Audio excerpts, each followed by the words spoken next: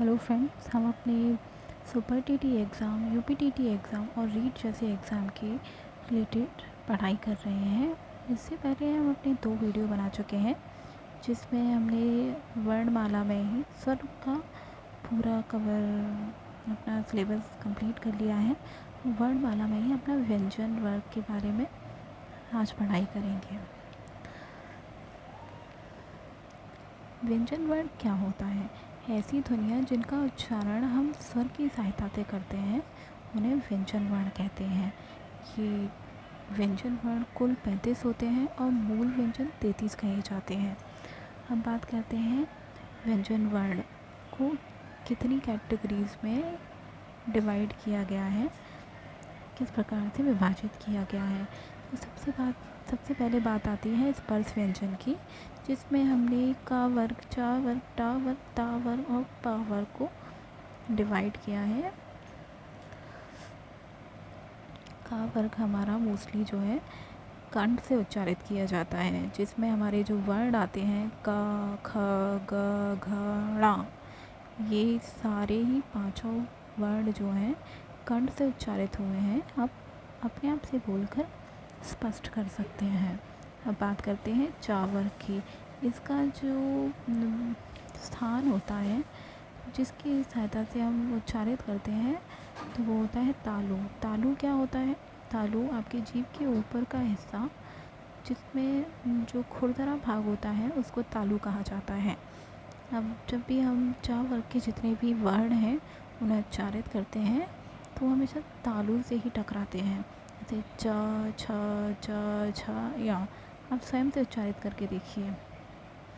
एक बात बता दूं आपको, जितने भी वर्ग हमने देखे हैं, पढ़ रहे हैं, उनमें जितने भी अक्षर आएंगे हर वर्ग में आपके 5 वर्ण होंगे। अब बात करते हैं टा वर्ग। इसका जो उच्चारित स्थान होता है वो होता है मूर्धा। अब आप कहेंगे मूर्धा क्या होता है? तो मूर्धा जब जो जीभ का आगे का जीभ के ऊपर का आगे का हिस्सा, जीभ के ऊपर जो हिस्सा होता है उसमें जो खुरदरा हिस्सा होता है उसे तालु कहते हैं और जो चिकना हिस्सा होता है उसे मूर्धा कहते हैं। तो टा वर्ग के जितने भी वर्ण हैं वो सब हमारे मूर्धा से उच्चारित होते हैं। टा, ठ, ड, ढ, ड़। इसमें भी हमारे 5 वर्ण हैं। ता वर्ग जो हमारा दंत की सहायता से उच्चारित होता है, त, थ, द, ध, न। इसमें आप खुद से महसूस कर पा रहे होंगे कि जब भी हम शब्दों का इन वर्णों का उच्चारण कर रहे हैं तो हमारी जीभ हमारे दांतों से टकरा रही है। ये भी 5 हैं। अब बात करते हैं पा वर्ग, जो हमारा होठ की सहायता से यानी ओष्ठ की सहायता से उच्चारित किया जाता है। इसमें आता है हमारा प, फ, ब, भ, म। ये भी 5 हैं। इस प्रकार से हमारे स्पर्श व्यंजन जो हैं टोटल 25 हैं। अब बात करते हैं द्विगुण व्यंजन की। इनके जितने भी व्यंजन मैं आपको अभी यहाँ पढ़ाऊँगी उनके विषय में डीपली हम पीछे बात करेंगे जब मैं आपको आगे पढ़ाऊँगी। तो द्विगुण व्यंजन हमारे 2 होते हैं, ड़ और ड़। ये 2 होते हैं। अंतस्थ व्यंजन य, र, ल, व, ये गिनती में 4 होते हैं। अब बात करते हैं ऊष्म व्यंजन की। तो ये होते हैं श, श, श और ह। ये भी 4 होते हैं।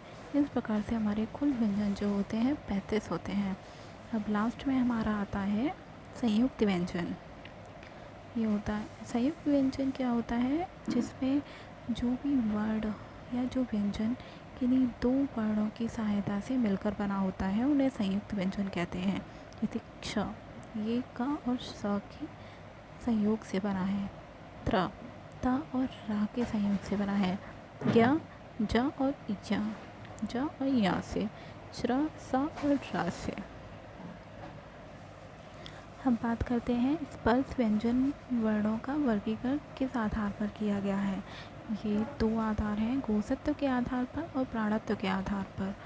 पहला है गोसत्व के आधार पर हमारा है घोष, जिसे हम सघोष भी कहते हैं।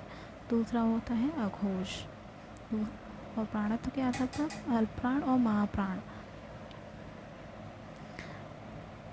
घोष और सघोष के बारे में पढ़ने से पहले मैं आपको अग्र ध्वनियों के बारे में बताना चाहती हूँ, अग्र और पश्च ध्वनियों के बारे में। अब बात करते हैं स्पर्श व्यंजन में व्यंजन वर्ण के प्रथम दो जो अक्षर होते हैं का खा। पहले जैसे आपका हमने बताया था का वर्ग, इसमें प्रथम दो अक्षर हैं का खा, चा वर्ग के हैं च छा, टा वर्ग के ट ढा। उसी प्रकार जितने भी वर्ण हैं वर्ग हैं उसके सभी के आगे के दो अक्षर जो है अग्र ध्वनियाँ कहे जाते हैं। ये टोटल 10 होते हैं। हम बात करते हैं पश्च ध्वनियों की। एक मिनट।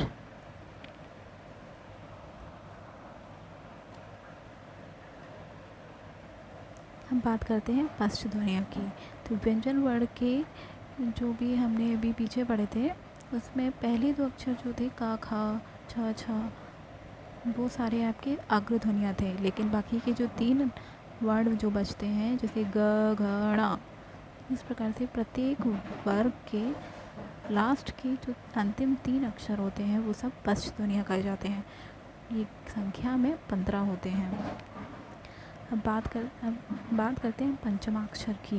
व्यंजन वर्ग का अंतिम 5वां अक्षर पंचमाक्षर कहा जाता है।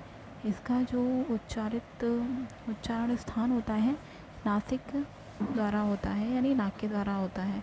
ये वर्ग पंचमाक्षर होते क्या हैं? ड़ा ढा या ना और मा। अब हम आते हैं अपने सघोष पर। जितनी भी हमने यहाँ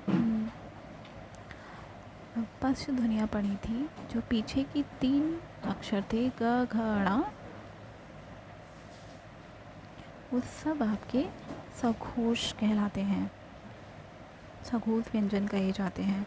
और अघोष में आपके आगे के 2 अक्षर यानी क ख आपके क ख आपके अघोष व्यंजन कहलाते हैं।